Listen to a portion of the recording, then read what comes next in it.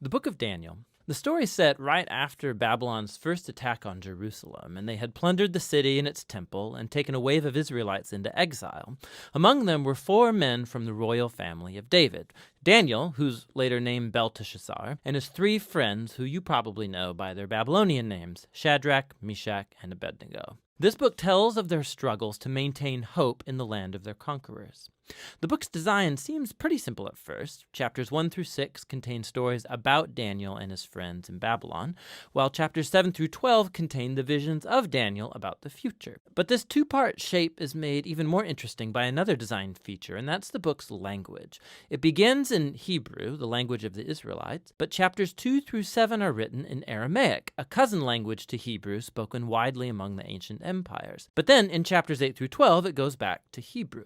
This design shows how chapters 2 through 7 are a coherent section, but it also highlights the importance of chapters 2 and 7 for understanding the later chapters of the book. Let's just dive in. Chapter 1 introduces the basic tension of the first half of the book. Daniel and his friends, they're really wise and capable, and they're recruited to serve in the royal palace of Babylon. But they're pressured to give up their Jewish identity by living and eating like Babylonians and violating the Jewish food laws found in the Torah.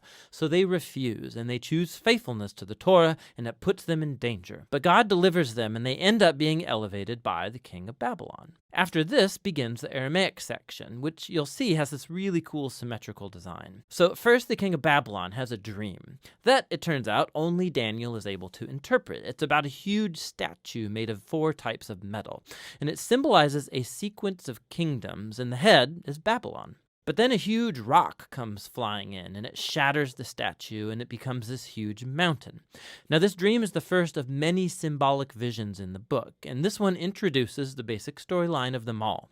Daniel says that the statue represents a train of human kingdoms following from Babylon, and they will all fill God's world with violence. But one day, God's kingdom will come and will confront and humble the arrogant kingdoms of this world and fill the world with the healing justice of God's reign and rule. After this, chapter 3 tells the famous story of Daniel's 3 friends who refuse to bow down and worship a huge idol statue, which, like the statue in chapter 2, represents the king and his imperial power. And so the friends are persecuted. They're thrown into a fiery furnace, but God delivers them from death, and they're exalted by the king, who now acknowledges their God as the true one. After this come a pair of stories about 2 Babylonian kings, the father, Nebuchadnezzar, and then his son, Belshazzar. They're both filled with pride because of their imperial power. And so, like in chapter 2, God warns them both through dreams and then visions, which, also like chapter 2, only Daniel can interpret. He says that both kings are to humble themselves before God, and both kings arrogantly resist. So Nebuchadnezzar is stricken with madness. He becomes like a beast in the field. But then he humbles himself before God, and his humanity returns to him. He's restored as king. This is in contrast with his son, Belshazzar, who doesn't humble himself before God, and he's assassinated that very night. Now, these 2 stories draw this imagery from Genesis chapters 1 and 2 and Psalm 8, where humans are depicted as the royal image of God. He's given them authority to rule over the beasts of the field and the birds of the air on behalf of God, who is the world's true king. But when human kingdoms forget that, when they rebel and make themselves and their power into a God, they become less than human, like violent beasts who will face God's justice.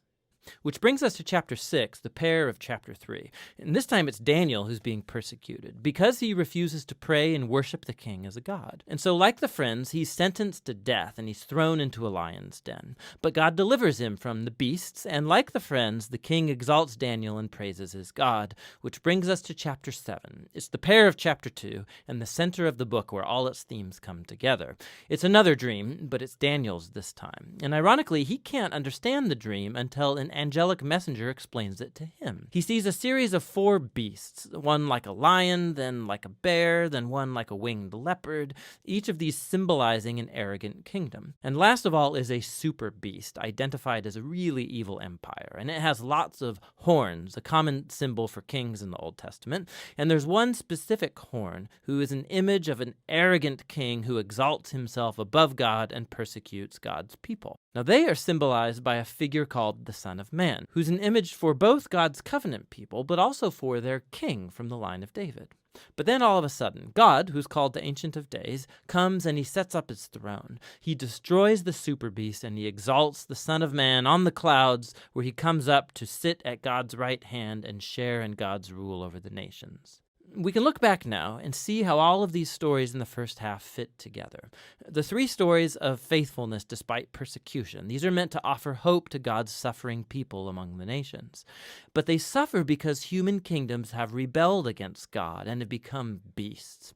And so these visions encourage patience, that God's people are to wait for him to bring his kingdom and rule over our world and vindicate his suffering people. But it raises the question about when God is going to do that, and that's what these final three visions set out to explore. In chapter 8, Daniel has another vision about the final two beasts of chapter 7, but this time they're symbolized by a ram, who we're told is the image of the empire of the Medes and Persians, and then by a goat, who's an image of ancient Greece. And out of the goat come a whole bunch of horns, one of which symbolizes the evil king from chapter 7. And we're told more about him, that he will attack Jerusalem and exalt himself above God and defile the temple with idols. However, in the end, he will be destroyed by God, who will exalt his people and his kingdom. Now, by chapter 9, Daniel is very puzzled, especially as to when all of this is going to take place. And so he consults the scroll of the prophet Jeremiah, where God said that Israel's exile would only last 70 years. So for Daniel, the 70 years is almost up. And so he asks God to fulfill his promise soon. But an angel comes and informs him that Israel's sin and rebellion has continued.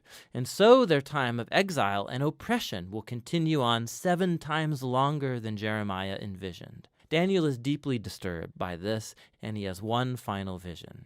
We're shown the same sequence of kingdoms. It's Persia, then Greece, and Alexander the Great, followed by lesser kings, all leading up to this final king of the north, who will invade Jerusalem, set up idols in the temple, and exalt himself above God. But then, all of a sudden, this king comes to ruin. Now, there's been endless debate about what all of these visions refer to. Many see a clear connection to the exploits of the Syrian king Antiochus in the 160s BC. He killed many faithful Jews in Jerusalem and set up idols in the temple. Others think it points forward to the Roman Empire's role in the execution of Jesus and the destruction of Jerusalem and the temple in AD 70. And still others think it will be fulfilled in future events that have yet to happen when Jesus will return. Now the problem is that the symbols and the numbers, they don't quite match any of these views perfectly. But it opens up the possibility that in a sense they are all right. The book of Daniel has been designed to offer hope to all future generations of God's people. It did so in the days of Antiochus' empire, and it has ever since. This is why Jesus could use imagery from Daniel to describe and confront the oppressive leaders he confronted in Jerusalem. This is why John, the visionary who wrote the Revelation, could adapt Daniel's visions and apply them to Rome of his day and also all future oppressive empires. And so the point of Daniel is that all generations of readers can find here a pattern and a promise. It's a pattern that human beings and their kingdoms become violent beasts when they glorify their own power, when they redefine right and wrong and don't acknowledge God as their true king. But Daniel also holds out a promise that one day God will confront the beast. He will rescue his world and his people by bringing his kingdom over all nations. And so for every generation, this book speaks a message of hope that should motivate faithfulness. And that's what the book of Daniel is all about. Daniel 1. In the 3rd year of the reign of Jehoiakim, king of Judah, Nebuchadnezzar, king of Babylon, came to Jerusalem and besieged it. And the Lord gave Jehoiakim, king of Judah, into his hand, with some of the vessels of the house of God. And he brought them to the land of Shinar, to the house of his God, and placed the vessels in the treasury of his God. Then the king commanded Ashpenaz, his chief eunuch, to bring some of the people of Israel, both of the royal family and of the nobility, youths without blemish, of good appearance, and skillful in all wisdom, endowed with knowledge, understanding learning, and competent to stand in the king's palace, and to teach them the literature and language of the Chaldeans. The king assigned them a daily portion of the food that the king ate, and of the wine that he drank. They were to be educated for 3 years, and at the end of that time they were to stand before the king. Among these were Daniel, Hananiah, Mishael, and Azariah of the tribe of Judah. And the chief of the eunuchs gave them names. Daniel he called Belteshazzar, Hananiah he called Shadrach, Mishael he called Meshach, and Azariah he called Abednego. But Daniel resolved that he would not defile himself with the king's food, or with the wine that he drank. Therefore he asked the chief of the eunuchs to allow him not to defile himself. And God gave Daniel favor and compassion in the sight of the chief of the eunuchs. And the chief of the eunuchs said to Daniel, I fear my lord the king, who assigned your food and your drink, for why should he see that you were in worse condition than the youths who are of your own age? So you would endanger my head with the king. Then Daniel said to the steward, whom the chief of the eunuchs had assigned over Daniel, Hananiah, Mishael, and Azariah, Test your servants for 10 days. Let us be given vegetables to eat and water to drink. Then let our appearance and the appearance of the youths who eat the king's food be observed by you, and deal with your servants according to what you see. So he listened to them in this matter, and tested them for 10 days. At the end of 10 days it was seen that they were better in appearance and fatter in flesh than all the youths who ate the king's food. So the steward took away their food and the wine they were to drink, and gave them vegetables. As for these 4 youths, God gave them learning and skill in all literature and wisdom, and Daniel had understanding in all visions and dreams. At the end of the time, when the king had commanded that they should be brought in, the chief of the eunuchs brought them in before Nebuchadnezzar. And the king spoke with them, and among all of them none was found like Daniel, Hananiah, Mishael, and Azariah. Therefore they stood before the king, and in every matter of wisdom and understanding about which the king inquired of them, he found them 10 times better than all the magicians and enchanters that were in all his kingdom. And Daniel was there until the 1st year of King Cyrus. Daniel 2. In the 2nd year of the reign of Nebuchadnezzar, Nebuchadnezzar had dreams. His spirit was troubled, and his sleep left him. Then the king commanded that the magicians, the enchanters, the sorcerers, and the Chaldeans be summoned to tell the king his dreams. So they came in and stood before the king. And the king said to them, I had a dream, and my spirit is troubled to know the dream. Then the Chaldeans said to the king in Aramaic, O king, live forever. Tell your servants the dream, and we will show the interpretation. The king answered and said to the Chaldeans, The word from me is firm. If you do not make known to me the dream and its interpretation, you shall be torn limb from limb, and your houses shall be laid in ruins. But if you show the dream and its interpretation, you shall receive from me gifts and rewards and great honor. Therefore, show me the dream and its interpretation. They answered a 2nd time and said, Let the king tell his servants the dream, and we will show its interpretation. The king answered and said, I know with certainty that you are trying to gain time, because you see that the word from me is firm. If you do not make the dream known to me, there is but one sentence for you. You have agreed to speak lying and corrupt words before me till the times change. Therefore tell me the dream, and I shall know that you can show me its interpretation.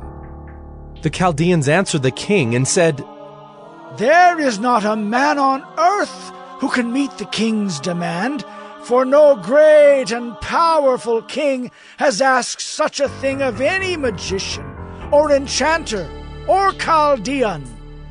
The thing that the king asks is difficult, and no one can show it to the king except the gods, whose dwelling is not with flesh.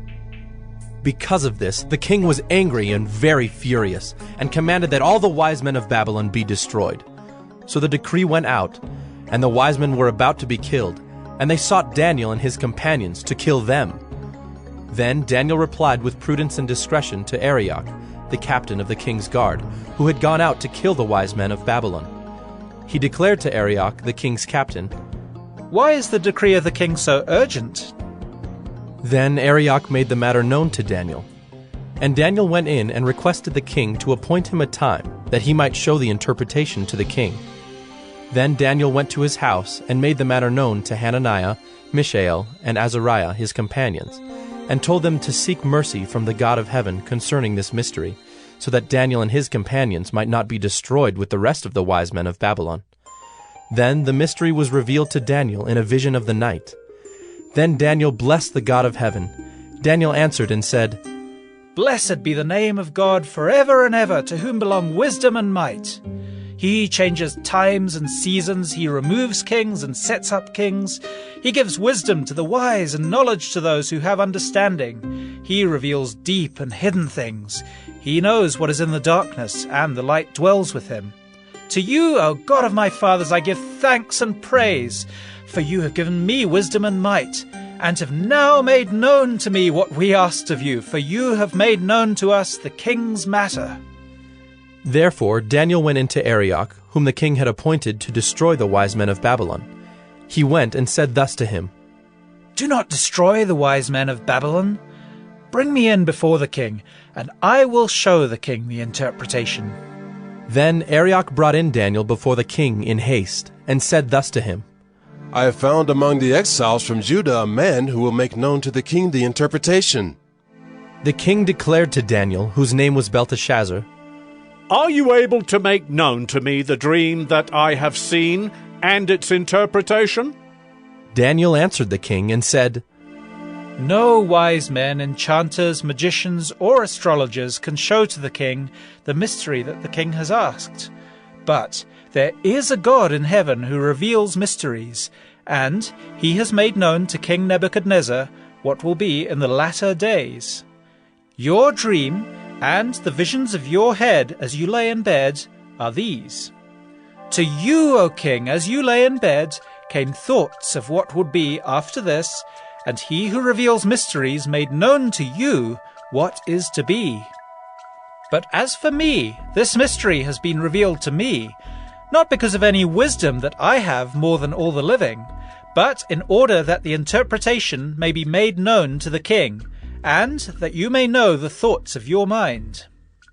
You saw, O king, and behold, a great image.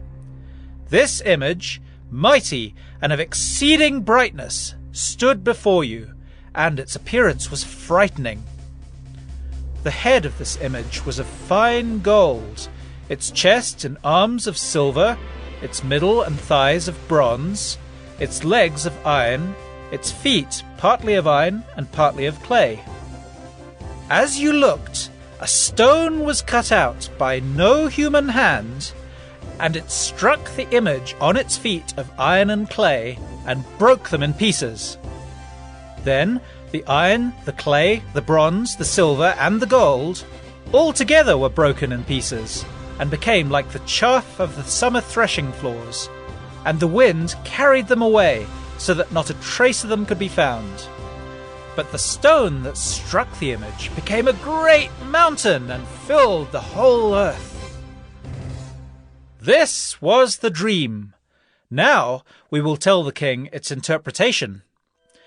You, O king, the King of kings, to whom the God of heaven has given the kingdom, the power, and the might, and the glory, and into whose hand he has given, wherever they dwell, the children of man, the beasts of the field, and the birds of the heavens, making you rule over them all. You are the head of gold. Another kingdom, inferior to you, shall arise after you, and yet a third kingdom of bronze, which shall rule over all the earth. And there shall be a fourth kingdom, strong as iron, because iron breaks to pieces and shatters all things. And, like iron that crushes, it shall break and crush all these. And, as you saw the feet and toes, partly of potter's clay and partly of iron, it shall be a divided kingdom. But some of the firmness of iron shall be in it, just as you saw iron mixed with the soft clay. And as the toes of the feet were partly iron and partly clay, so the kingdom shall be partly strong and partly brittle. As you saw the iron mixed with soft clay, so they will mix with one another in marriage, but they will not hold together, just as iron does not mix with clay. And in the days of those kings, The God of heaven will set up a kingdom that shall never be destroyed, nor shall the kingdom be left to another people. It shall break in pieces all these kingdoms and bring them to an end, and it shall stand forever. Just as you saw that a stone was cut from a mountain by no human hand, and that it broke in pieces the iron, the bronze, the clay, the silver, and the gold. A great God has made known to the king what shall be after this. The dream is certain, and its interpretation sure. Then King Nebuchadnezzar fell upon his face and paid homage to Daniel, and commanded that an offering and incense be offered up to him. The king answered and said to Daniel, Truly, your God is God of gods and Lord of kings, and a revealer of mysteries, for you have been able to reveal this mystery.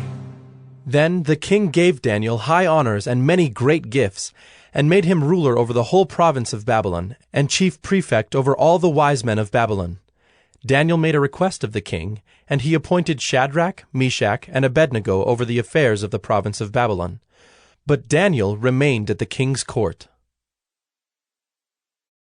Daniel 3. King Nebuchadnezzar made an image of gold, whose height was 60 cubits, and its breadth 6 cubits. He set it up on the plain of Dura in the province of Babylon.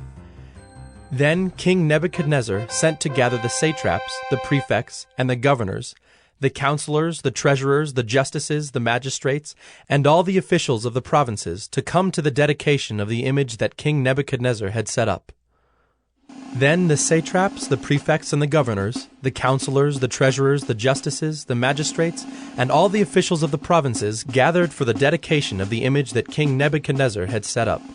And they stood before the image that Nebuchadnezzar had set up, and the herald proclaimed aloud, You are commanded, O peoples, nations, and languages, that when you hear the sound of the horn, pipe, lyre, trigon, harp, bagpipe, and every kind of music, you are to fall down and worship the golden image that King Nebuchadnezzar has set up. And whoever does not fall down and worship shall immediately be cast into a burning fiery furnace. Therefore, as soon as all the peoples heard the sound of the horn, pipe, lyre, trigon, harp, bagpipe, and every kind of music, all the peoples, nations, and languages fell down and worshipped the golden image that King Nebuchadnezzar had set up. Therefore, at that time certain Chaldeans came forward and maliciously accused the Jews. They declared to King Nebuchadnezzar, O king, live forever.